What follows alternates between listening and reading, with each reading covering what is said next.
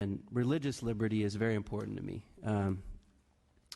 You know, we haven't talked about it a lot, but it's been addressed in some of the comments of a Muslim registry.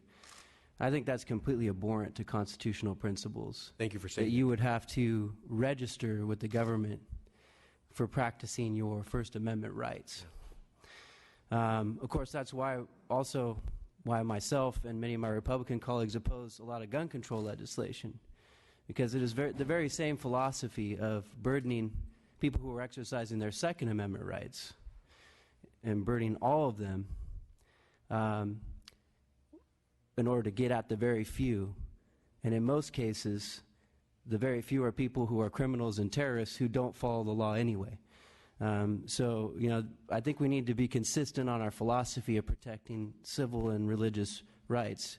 But religious liberty is important, and I think there's a tension sometimes. Just last year we had legislation in this body that would have restricted what religious universities could do on their campuses, including telling them how they could order their married and single student housing, telling them what moral codes they could adopt and not adopt.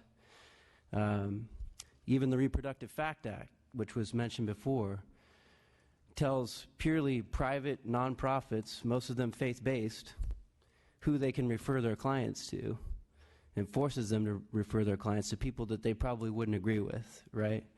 So there's a tension here on religious liberty, and, you know, just as a Muslim registry, I think, would be a gross overreach into religious liberty, would not us in telling purely religious universities, you know, how they should conduct and implement their faith, act out their faith, or telling nonprofits who have very strong beliefs about abortion and how their faith interplays with that and helping women in troubled situations. Don't we also need to be cognizant of going too far into the religious liberties of those folks as well? Assemblyman, I appreciate the question, and you get into some subjects that probably require a few beers.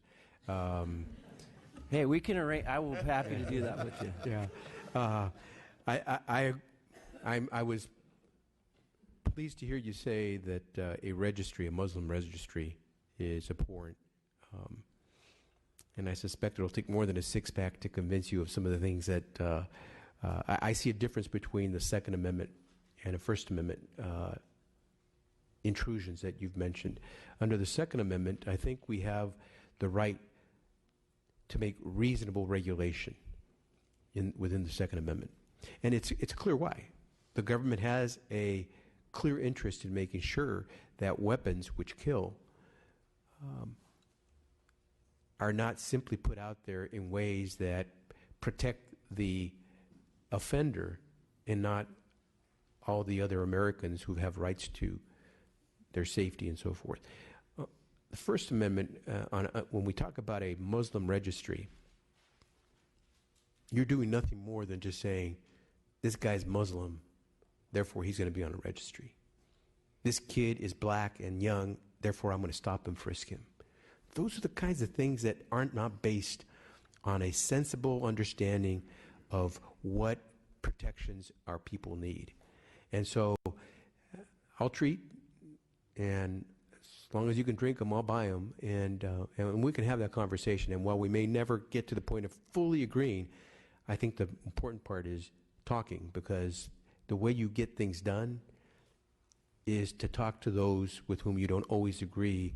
And I find that I don't need to agree with you completely to get something good done for the people of this country or this state. And so I'm looking forward to that conversation and maybe even a few beers. Just real on the religious liberty end of it. I'm sorry? On the religious liberty end of it, part of the question. Yeah, no amendment is without some limitation. You can't yell fire in a movie theater. On religious protections, the protection for religion is for the individual. And so I think it's important to distinguish between protections that you're affording to the individual to exercise his or her religion freely versus protections you're giving to some institution or entity who's essentially bootstrapping the First Amendment protections on behalf of somebody else.